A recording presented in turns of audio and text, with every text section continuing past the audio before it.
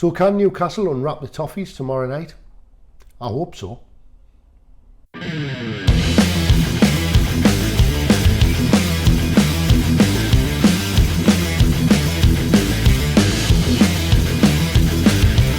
Well, hello and welcome to Geordieland 1892.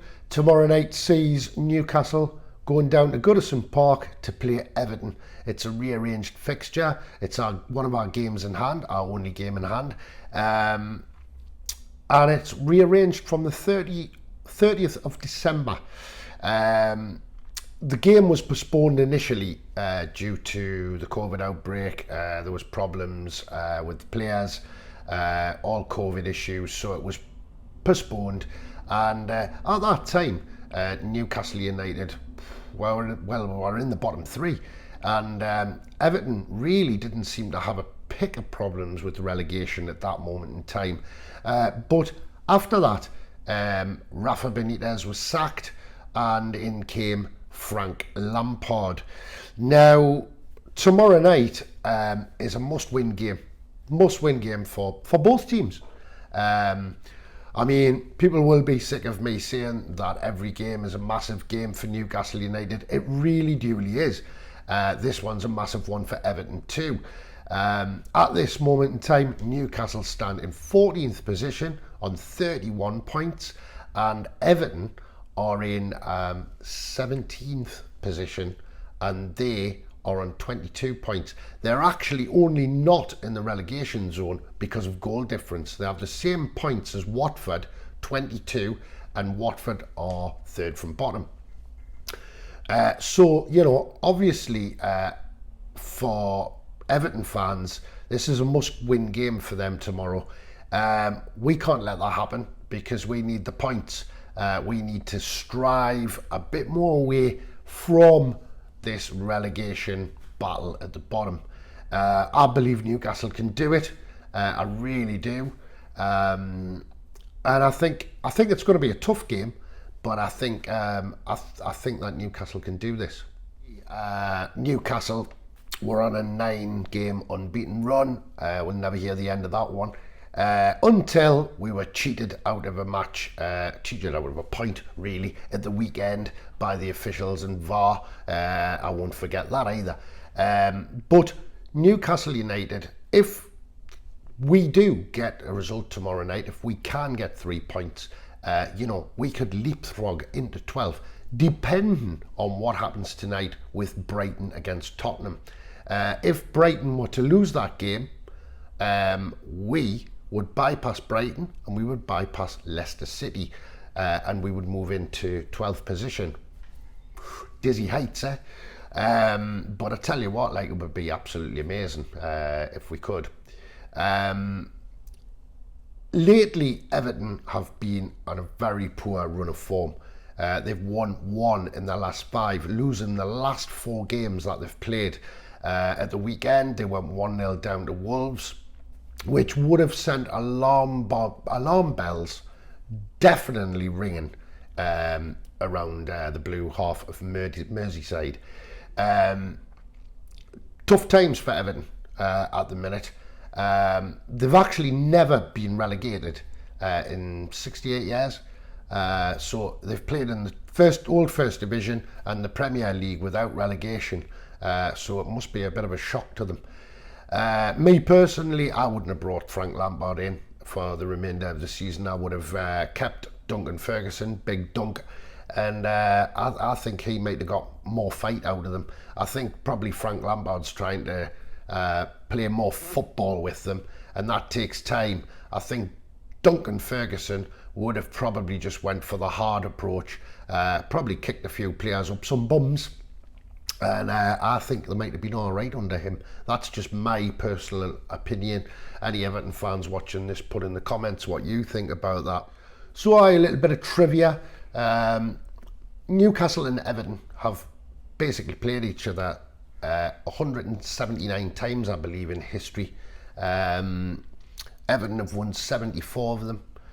Newcastle have won 69. And we've actually drawn 36 between us. I think I did me maths right. I'm not very good at maths. But anyway, our first ever meeting with Everton was the 10th of September 1898, and they beat us actually at Goodison Park 3-0. We met them again on the 7th of January 1899, and it was a 2-2 draw. That was at St James's Park. And on the 9th of September 1899, the same year, Newcastle beat them at St James's Park 2-0. Now let's move to recent times. The last 4 times that we've played Everton, the 21st of January 2020 was down at Goodison Park, and we drew 2-2 with them. On the 1st of November 2020, Newcastle at St James's Park, we got the points there, 2-1, beating Everton, yeah. And on the 30th January 2021, down at Goodison Park again, Newcastle won 2-0. And just recently, on the 6th of February 2022, we part of our resurgence, we beat Everton 3-1. Now, obviously, it seems as if Everton are staring down the barrel of a gun at the moment. If they do not get points tomorrow night, they've got some very, very tough games coming up. Mind you, to say that, so have Newcastle got some very tough games coming up. All games are tough in the Premier League. There's no easy games in the Premier League. You just never know, do you? You just never know. But, you know, as the season is getting on, I mean, here we are, mid-March, you know, it's starting to get tight down there. And a lot of teams are trying like hell to get results. Aye, so the only other, the info that I have about injuries at the moment for Newcastle United and Everton are that the 3Js are all maybes. 3Js meaning Joe Linton, John Joe Shelby and Joe Willock.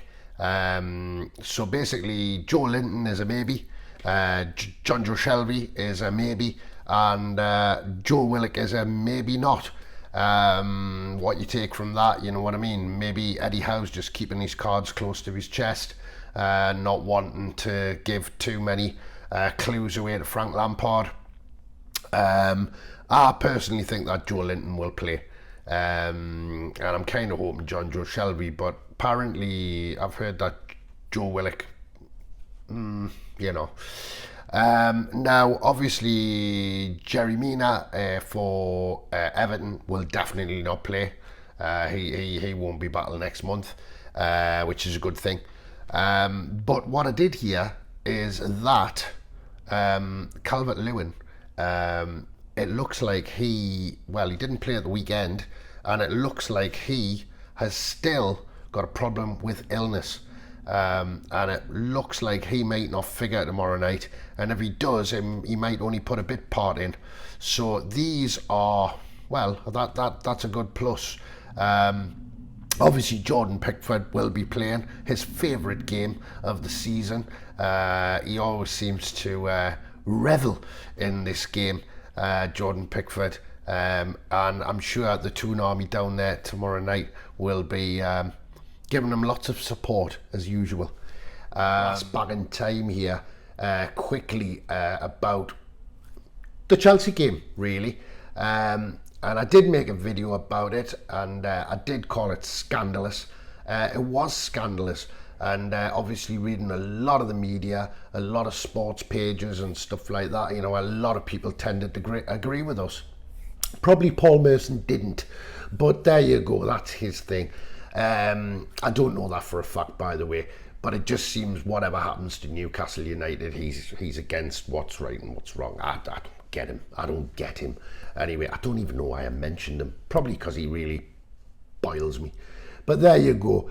But it has been said, ex-official Keith Hackett, very, very well-respected referee in the game, he said that there was atrocious errors on the officials that day, i.e. David Coote and VAR. He said it was absolutely terrible. terrible errors made. He would have given the red card, and he also said that the penalty was nailed on. Now on Sky, Dermot Gallagher, he tended to disagree with the sending off because he said it was a coming together of two players, and but he definitely did say that it was a definite penalty. So even he said for the penalty we was robbed.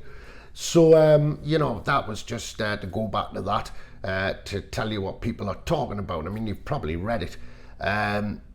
But anyway, that's pretty much all I've got to say for tonight. I'll be back with a post game after tomorrow night, and you know what I mean, I just bloody hope we can get 3 points there tomorrow night, because to be fair, I think if we can get 3 points tomorrow night, if we can get another 3 points from somewhere very quickly, I think Newcastle United are going to be, you know, high and dry.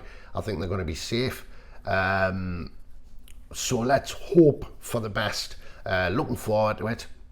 Like I say, massive game down at Goodison. And from me, Geordieland 8092. Like if you like. Please share if you think somebody would like this. And please subscribe. You know, it doesn't cost a penny, and you get to see my wonderful face all the time spouting about Newcastle United. Anyway, all the best for now, and we'll speak soon. All the best.